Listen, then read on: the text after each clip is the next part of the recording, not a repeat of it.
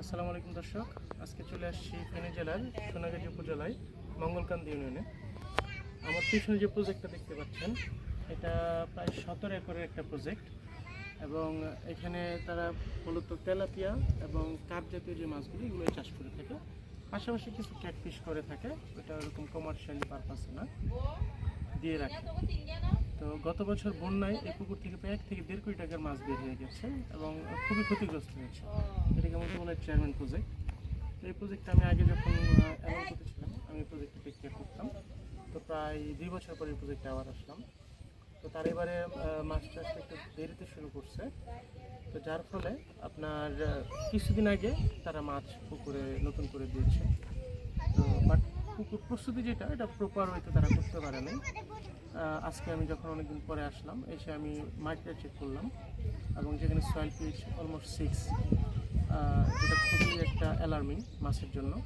কারণ soil pH যদি কম থাকে, সেক্ষেত্রে মাছের প্রোডাকশন হয় কম এবং দ্রুত হাইড্রোজেন সালফেট গ্রো করে, যেটা বড় মাছের জন্য খুব সহজে মারা যায়, খুব একটা ক্ষতিকর সাইজ।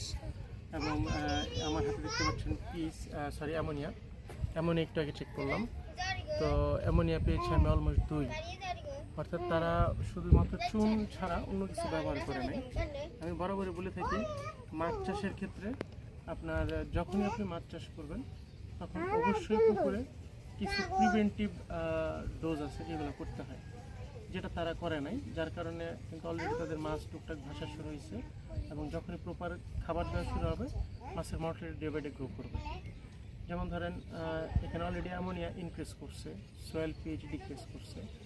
এতে যেটা বোঝা যাচ্ছে, বড় টাইপের যে মাছগুলো থাকবে, যেগুলো বটমে থাকে, এগুলো দ্রুত মারা যাওয়ার একটা পসিবিলিটি থাকবে এবং যখন গ্যাস ব্লুম হবে, তখন হয়তো বড় আকারের একটা ক্ষতি হওয়ার সম্ভাবনা থাকে। তো যারা আমার ভিডিওগুলো ফলো করেন বা দেখেন, তাদের কাছে একটা পরামর্শ থাকবে এটাই, যে যখনই আপনি কোনো পুকুর প্রস্তুতি করবেন, অবশ্যই প্রপার ওয়েতে করবেন। এতে কী হবে, সাময়িক আপনার কিছু টাকা বেশি গেলেও পরবর্তীতে আপনার ক্ষতিটা অনেক কম হবে। আশা করি ভিডিওটা দেখে উপকৃত হয়েছেন বা হবেন। কার কোনো কোয়েশ্চেন থাকলে আমাকে জানাবেন। ভালো থাকবেন, ধন্যবাদ।